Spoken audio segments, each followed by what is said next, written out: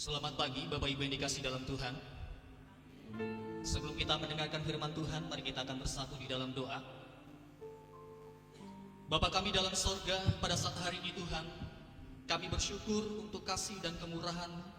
Hari ini kami dapat berkumpul di hari yang bahagia ini Tuhan.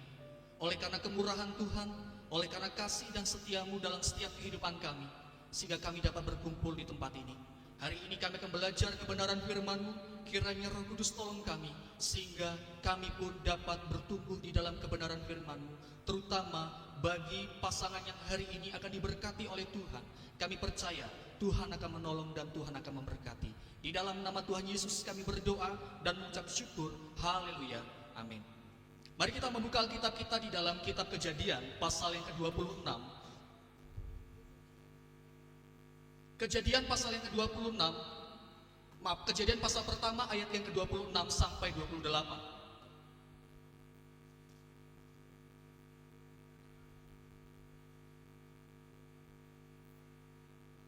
Kita akan baca bersama-sama firman Tuhan. Bagi Bapak Ibu yang membawa Alkitab, kita akan baca bersama-sama ayat yang ke-26 sampai ayat yang ke-28. Hitungan ketiga kita akan baca. 1, 2, 3. Berfirmanlah Allah, baiklah kita menjadikan manusia menurut gambar dan rupa kita, supaya mereka berkuasa atas ikan-ikan di laut dan burung-burung di udara, atas ternak dan seluruh bumi, serta atas segala binatang yang melata di bumi. Allah menciptakan manusia menurut gambarnya, menurut gambar Allah diciptakannya dia, laki-laki dan perempuan diciptakannya lah mereka. Allah memberkati mereka dan berfirman kepada mereka, beranak cuculah dan bertambahlah banyak, penuhilah dan taklukkanlah bumi, berkuasalah atas ikan-ikan di laut, burung-burung di udara, dan atas segala binatang melata di bumi. Amin. Bapak Ibu yang dikasih dalam Tuhan, di hari bahagia ini kita tentunya bersyukur oleh karena kemurahan dan kasih Tuhan, sehingga Tuhan mempertemukan antara saudara Diki dan saudari Lucy. Ini semua karena kemurahan Tuhan, sehingga kita bersama-sama hadir dalam acara pemberkatan nikah di Gereja Baptis Kaguan ini. Sebelum kita melanjutkan pemberkatan hari ini, kita akan bersama-sama belajar kebenaran firman Tuhan. Satu tema yang akan saya sampaikan hari ini adalah keluarga Kristen sebagai citra Allah di bumi. Bapak Ibu yang dikasih dalam Tuhan, kalau kita melihat firman Tuhan hari ini, firman Tuhan mengajarkan bahwa pernikahan adalah rencana daripada Tuhan. Pernikahan adalah anugerah yang Tuhan berikan bagi manusia. Tentunya pernikahan bukan sekedar hubungan antara dua insan.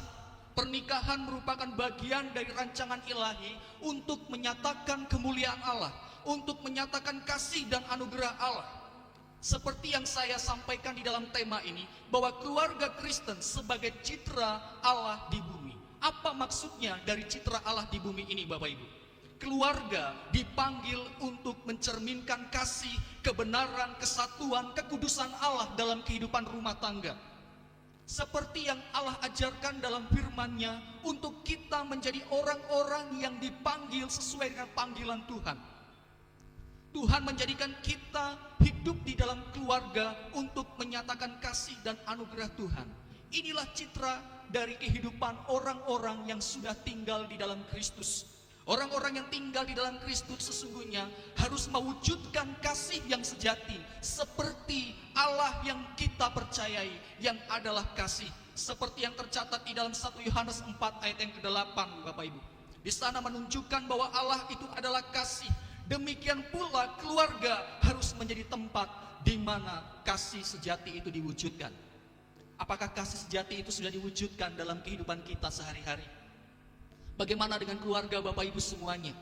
Apakah citra Allah dalam kehidupan keluarga itu sudah nampak dalam kehidupan Bapak Ibu semuanya?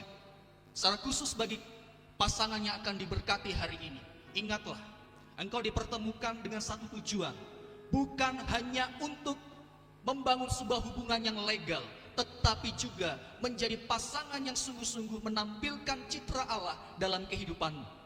Karena engkau adalah makhluk yang diciptakan Allah segambar dan serupa dengan Dia.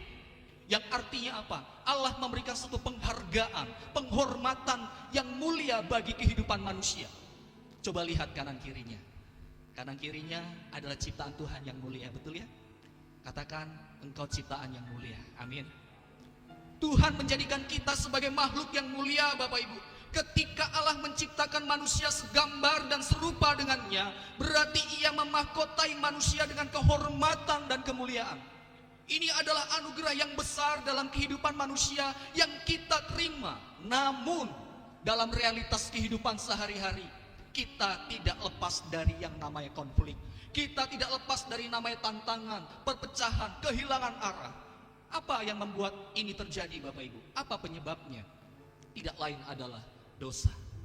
Dosa telah merusak keharmonisan dan keterpisahan, sehingga manusia kehilangan kemuliaan Allah. Seperti yang dikatakan di dalam Roma 3 ayat 24, karena semua orang telah berbuat dosa dan telah kehilangan kemuliaan Allah. Ini yang menjadikan kehidupan manusia itu menjadi rusak. Rusaknya citra Allah oleh karena dosa yang hadir dalam kehidupan manusia pertama kali di Taman Eden. Keluarga pertama kali di Taman Eden hidup secara harmonis. Tetapi ketika mereka jatuh di dalam dosa, adanya keterasingan, adanya perpecahan, adanya saling menyalahkan antar satu dengan yang lain. Sebelum dosa hadir dalam kehidupan mereka, mereka sangat harmonis antara Adam dan Hawa. Namun setelah dosa hadir, Bapak Ibu, kalau kita melihat di dalam Kejadian 3 ayat 12, mereka saling menyalahkan. Adam menyalahkan Hawa, Hawa menyalahkan ular. Perhatikan baik-baik. Bukankah pola demikian ini seringkali terjadi dalam kehidupan rumah tangga? Di mana kehidupan rumah tangga setiap orang-orang yang hadir di tempat ini atau yang ada di luar sana, seringkali terjadi sebuah konflik, saling menyalahkan antar satu dengan yang lain. Bersifat egois, maunya menang sendiri untuk pasangan yang mau diberkati hari ini. Hendaklah kalian tetap rendah hati. Jangan egois, jangan saling menyalahkan. Hati-hati dengan natur yang ada di dalam kehidupan manusia, yaitu dosa. Bapak Ibu yang dikasih dalam Tuhan, kalau kita belajar daripada hal ini, Bapak Ibu, dosa sesungguhnya membawa konsekuensi yang berat.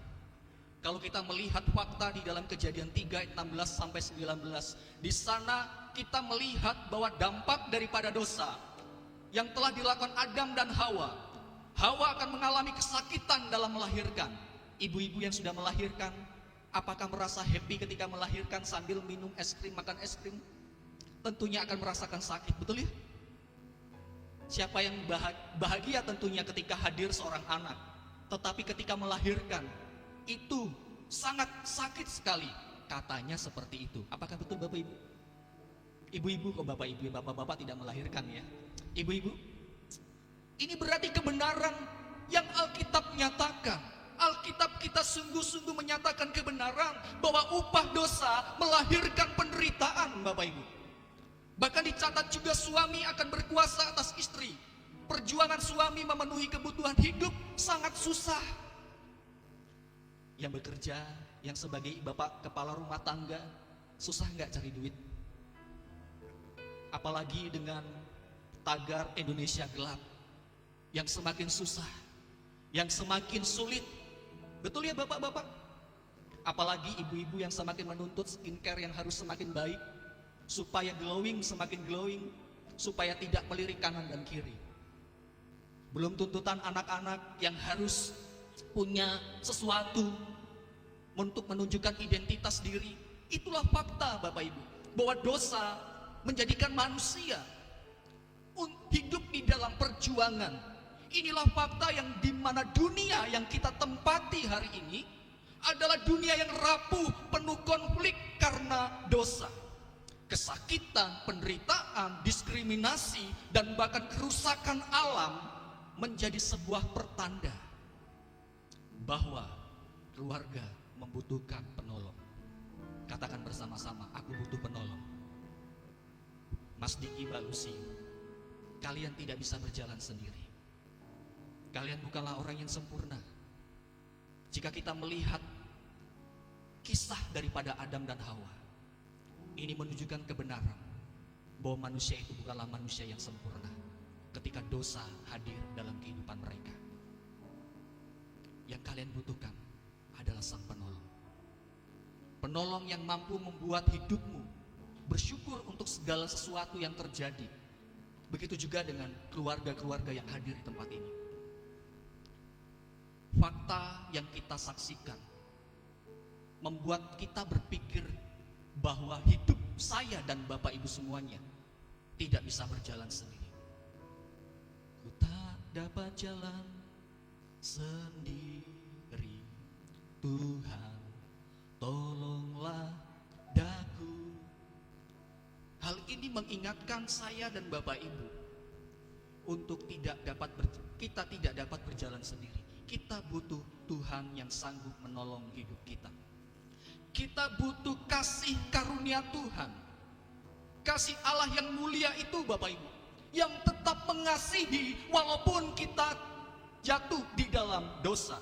Roma 5 ayat 8 berkata, akan tetapi Allah menunjukkan kasih-Nya kepada kita oleh karena Kristus telah mati untuk kita ketika kita masih berdosa. Dan juga tercatat di dalam Kejadian 4 ayat 1 sebagai kesaksian daripada Hawa, ketika Hawa melahirkan seorang laki-laki, seorang anak laki-laki, Alkitab berkata, aku telah mendapatkan seorang anak laki-laki dengan pertolongan Tuhan. Ayat ini mengajarkan apa Bapak Ibu? Meskipun dunia rusak, Allah tetap setia terhadap janjinya. Amin. Hawa walaupun sudah jatuh di dalam dosa, Hawa tetap sadar bahwa pertolongan Tuhan tidak pernah terlambat atas hidupnya. Inilah kasih setia Tuhan Bapak Ibu. Tuhan mengasihi kita tanpa syarat apapun. Tuhan mengasihi kita bukan ketika kita sedang benar. Tuhan mengasihi kita bukan pada saat kita hebat. Tuhan mengasihi kita ketika kita sedang dalam terpuruk sekalipun, Tuhan hadir bagi kita. Mas Diki, Mbak Lucia, ingat akan kasih Tuhan ini. Ini akan menjadi penghiburan atas kehidupanmu, kehidupan kalian ketika berumah tangga. Banyak hal yang mungkin akan terjadi dalam kehidupanmu, tetapi ketika engkau mengingat kesetiaan Tuhan yang tidak pernah putus atas hidupmu, ini akan menguatkan engkau. Akan tetap berjalan walaupun engkau berjalan di dalam lembah kekelaman sekalipun. Seperti Daud katakan, sekalipun aku berjalan dalam lembah kekelaman, aku tidak takut bahaya. Sebab gadamu dan tongkatmu, itulah yang menghibur aku. Seperti halnya Hawa. Hawa sadar akan keberdosaannya, tetapi ia sadar juga akan kesetiaan Tuhan, bahwa Tuhan tidak pernah meninggalkan hidupnya. Bapak Ibu yang dikasihi dalam Tuhan, kita belajar tentang apa hari ini? Karakter Allah yang setia. Karakter Allah yang setia ini terbukti di Kalvari, yang dimana Yesus tersalibkan. Di sana ada kerendahan hati, ketaatan, pengampunan, dan pemulihan. Pernikahan yang kuat harus kembali kepada karya Tuhan. Pernikahan yang kuat harus kembali kepada karya Kristus. Karena di sana engkau akan melihat bahwa diri kita adalah pendosa yang digantikan oleh Tuhan kita Yesus Kristus. Yang seharusnya kita binasa, tetapi Ia menyelamatkan kehidupan kita. Kita bukan manusia yang sempurna. Ini penting untuk menjadi pengingat dalam hubungan keluarga. Pasangan Anda bukanlah pasangan yang sempurna. Mereka bisa mengecewakan Anda. Mereka bisa melakukan kesalahan. Mereka bisa melakukan kelalaian, bahkan menyakiti hatimu. Tetapi ingat, ada karya salib yang mampu memulihkan hidup kita. Daripada kita saling menyalahkan seperti Adam dan Hawa, lebih baik kita mengevaluasi diri ketika terjadi konflik di dalam rumah tangga. Karena tadi kembali bahwa manusia itu tidak ada yang sempurna. Manusia itu tempatnya salah, Bapak Ibu. Siapa di sini yang tidak pernah melakukan kesalahan? Angkat tangan. Siapa yang hari ini pernah melakukan kesalahan? Pasti kita semua pernah melakukan kesalahan, betul ya? Mengecewakan istri pernah, bapak-bapak? Sering ya? Wah, istrinya pada senyum, berarti tandanya pernah. Istri-istri pernah dikecewakan bapak-bapak? Pernah juga ya? Ini tandanya apa Bapak Ibu? Tandanya bahwa kita itu bukan orang yang sempurna. Mas Diki, Mbak Lucy, ketika Mas Diki melakukan kesalahan, bahkan kesalahan itu mungkin membuat hatimu terluka. Kalau kita kembali kepada prinsip apa yang Alkitab ajarkan, tidak ada perceraian di dalam rumah tangga orang Kristen. engkau harus melihat karya Tuhan terlebih dahulu. Bahwa ketidaksempurnaan manusia itu pasti terjadi dalam kehidupan kita. Tetapi Tuhan yang sempurna telah mengasihi hidup kita. Itu menjadi kekuatan dan penghiburan ketika hatimu terluka. Ketika hatimu terluka, ingatlah kasih Tuhan yang akan membalut hidupmu, yang akan menguatkan hidupmu untuk mengampuni, untuk tetap rendah hati, untuk tetap mengevaluasi diri. Bahkan sebaliknya demikian. Dalam bagian ini pun saya akan berbicara kepada orang tua dari mempelai. Ingatlah bapak-bapak, ibu-ibu, bahwa anakmu, menantumu bukanlah orang yang sempurna. Seperti engkau juga bukanlah orang sempurna. Engkau harus menjadi orang tua Kristen yang sungguh-sungguh menyatakan keadilan dan kebenaran seperti keadilan dan kebenaran di salib Kristus. Jika memang anakmu salah, nyatakanlah kesalahan itu. Jangan dibela. Tapi kecenderungan orang tua itu membela anaknya. Faktanya ketika anak dibela, semakin ngelunjak. Akhirnya bukan malah damai, tapi malah retak.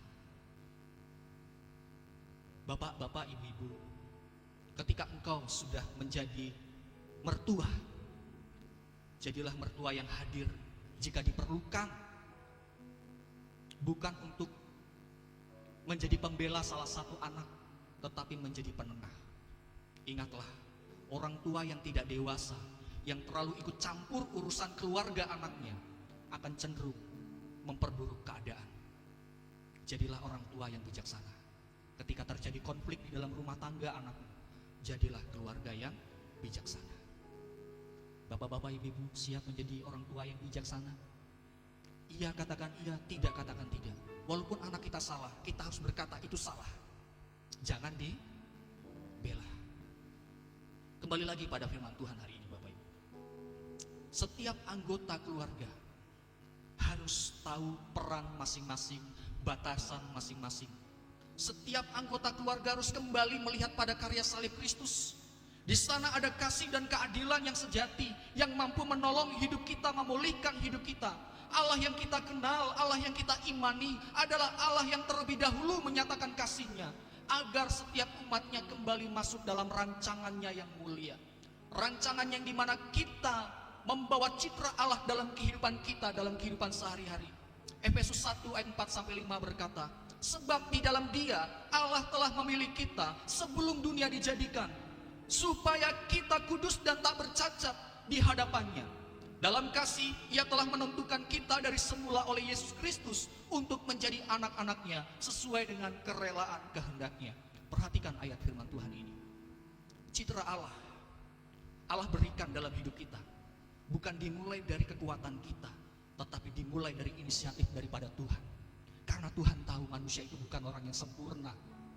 Manusia tidak dapat melakukan kebaikan-kebaikan secara sempurna tanpa Tuhan mendahului kebaikannya diberikan kepada kita, sehingga kita dimampukan untuk menjadi kudus, tak bercacat di hadapan Tuhan. Mas Diki Balusi, ini panggilan hidupmu. Jadilah keluarga yang kudus, tak bercacat di hadapan Tuhan.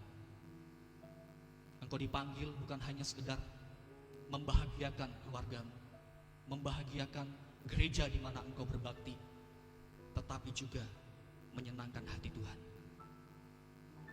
Ini adalah citra yang mulia yang Allah anugerahkan kepada setiap anggota keluarga yang beriman kepada Kristus.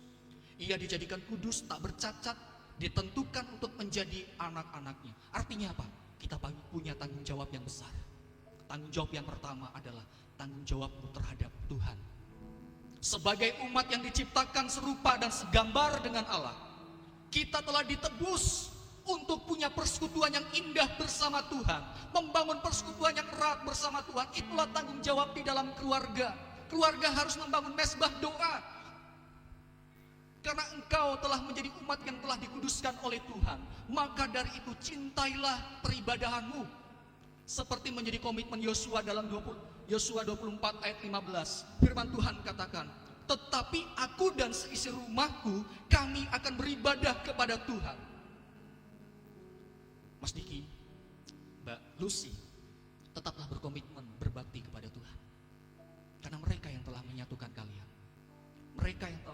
Allah telah menebus hidup kalian.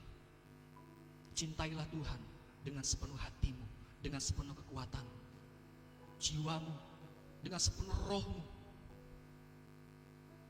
Hal ini harus menjadi satu komitmen. Karena tanpa Tuhan, tanpa kita melibatkan Tuhan, kita akan menjadi manusia yang sombong. Jangan menjadi keluarga yang sombong, tetapi keluarga yang rendah hati di hadapan Tuhan. Keluarga yang tidak merendahkan ibadah-ibadah yang ada di dalam kehidupan kita. Inilah mengapa Tuhan menggambarkan pernikahan itu seperti hubungan Kristus dan Yesus, karena punya hubungan yang erat. Firman Tuhan mengajarkan dalam Efesus 5:25 bahwa Kristus dan jemaatnya memiliki hubungan yang erat, yang intim di dalamnya. Hendaknya ini menjadi pegangan dalam kehidupanmu. Kalian punya tanggung jawab di hadapan Allah. Bapak Ibu juga yang hadir di sini, kita punya tanggung jawab di hadapan Allah. Yang kedua, Bapak Ibu, tanggung jawab terhadap sesama. Alkitab memberikan satu prinsip di dalam kitab Kejadian pasal 9 ayat yang ke-6. Di sana dikatakan bahwa siapa yang menumpahkan darah manusia, darahnya akan tertumpah oleh manusia. Manusia terlalu berharga untuk dihancurkan tanpa alasan, Bapak Ibu. Inilah mengapa keluarga harus hadir. Keluarga harus hadir untuk mengasihi sesamanya.